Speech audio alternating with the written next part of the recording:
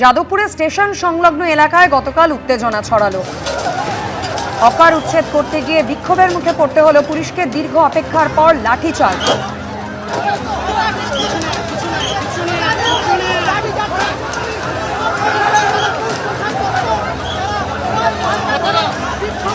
Bulldozer দিয়ে খালি করা হলো জবরদখল।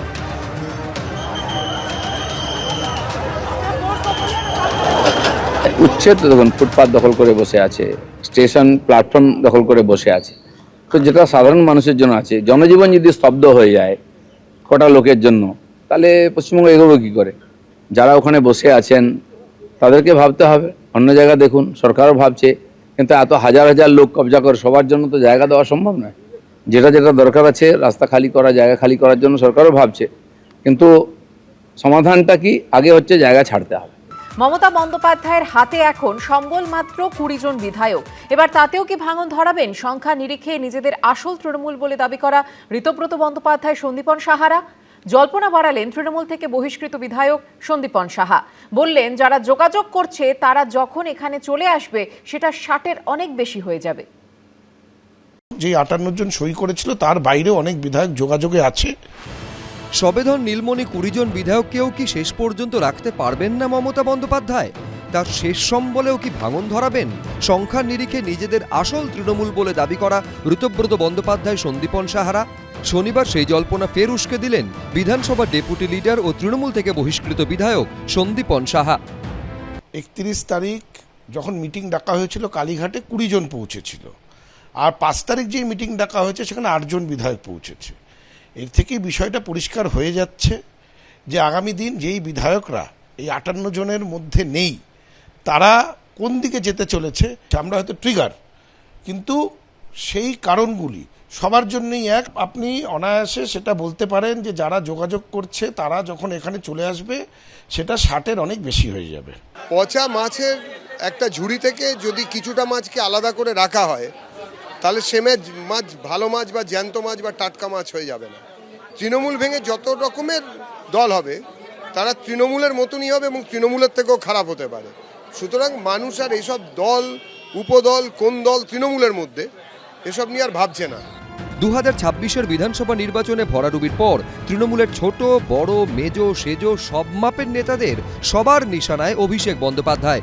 এদিন তার বিরুদ্ধে ফের ক্ষোভ উগরে দিয়েছেন তৃণমূল থেকে বহিষ্কৃত বিধায়ক সন্দীপন সাহা। অভিষেক বন্দ্যোপাধ্যায় যেই হাই হ্যান্ডেডনেস নিয়ে চলেছে, যেইভাবে দলটাকে পরিচালনা করার চেষ্টা করেছে, তাতে আমাদের গ্রাসরুটের সংগঠন ছত্রাখার হয়ে গেছে। কোনো রিপোর্ট জেলা লেভেল থেকে, ব্লক লেভেল থেকে না নিয়ে এককভাবে ওপর থেকে চাপিয়ে দেওয়া, তাতে সংগঠন কমজোর হয়েছে, যার জন্যে আজকে এই বিপর্যয়ের সম্মুখীন হতে হয়েছে দলকে।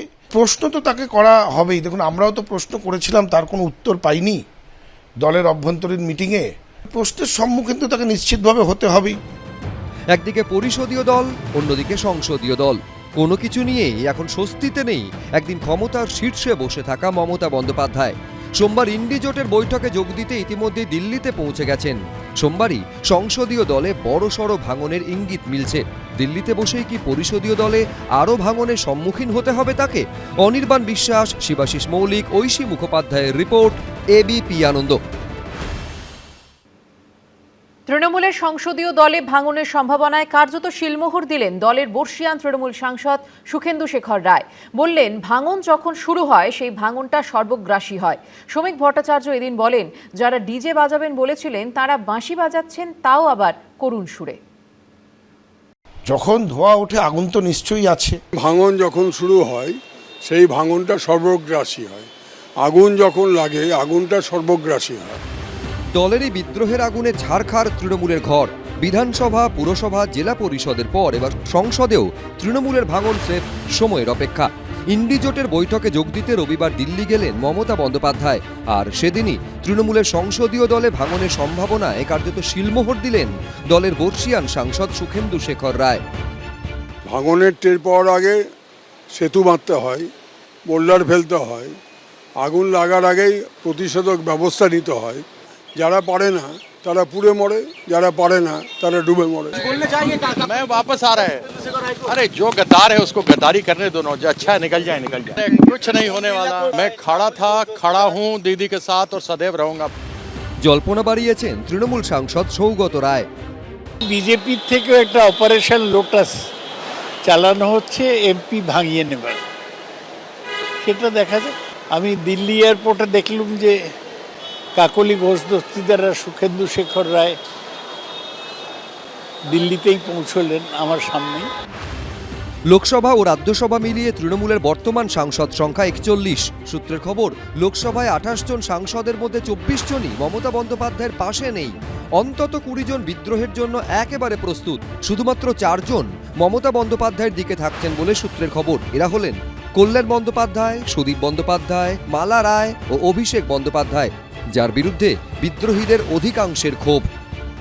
তৃণমূল কংগ্রেস তাদের নিজের কারণেই ভেঙে যাচ্ছে।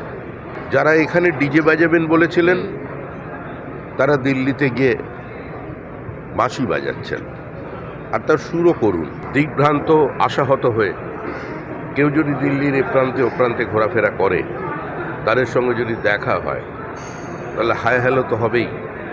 কেউ যদি ফোন করে তো রাজনৈতিক সৌজন্য ফোন ধরা এবং উত্তর দেওয়া। বাড়ির কাছে যদি কারোর সঙ্গে দেখা হয়ে যায় তাকে বাড়িতে নিয়ে এসে চা খাওয়ার। তবে আমরা তো রাজনৈতিক দল, হরিনাম সংকীর্তনের দল নয়। সূত্রের খবর, লোকসভার মতো একই পরিস্থিতি রাজ্যসভাতেও। রাজ্যসভায় তৃণমূলের 13 জন সাংসদের মধ্যে 9 জনই বিদ্রোহী। যে 4 জন মমতা বন্দ্যোপাধ্যায়ের পাশে থাকছেন বলে জানা যাচ্ছে তারা হলেন ডেরেক ওব্রায়েন, দোলা সেন, সাগরিকা ঘোষ ও মেনকা গুরুস্বামী। রাজ্য রাজনীতিতে কার্যত অপ্রাসঙ্গিক হয়ে পড়ে মমতা বন্দ্যোপাধ্যায় এখন ইন্ডি জোটের হাত ধরে প্রাসঙ্গিক হওয়ার চেষ্টা করছেন, কিন্তু সেই জোটেও এখন প্রবল ডামাডোল। সোমবার দিল্লিতে ইন্ডি জোটের বৈঠকের দিনই কি সাংসদদের দিক থেকে বড়সড় ধাক্কা আসতে চলেছে মমতা বন্দ্যোপাধ্যায়ের জন্য? বহু পুরনো সাংসদ, সম্মানীয় সাংসদ, তারাও মুখ খুলছেন, তারাও বিষয়টাকে সামনে নিয়ে আসছেন, তুলে ধরছেন। তো আমার সেটা দেখে মনে হয়েছে যে সেখানেও নিশ্চয়ই কোনো ডেভেলপমেন্ট হচ্ছে। কারণ তো সবার জন্য একই হওয়ার কথা, কারণ এই কারণেই তো সবাই বিদ্ধ।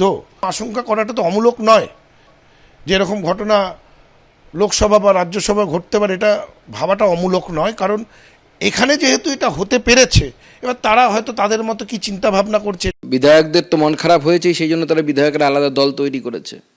তবে সাংসদদেরও মন খারাপ হওয়ার, বিধায়কদের হলে সাংসদদেরও হবে, এটাই আশা করা যায়।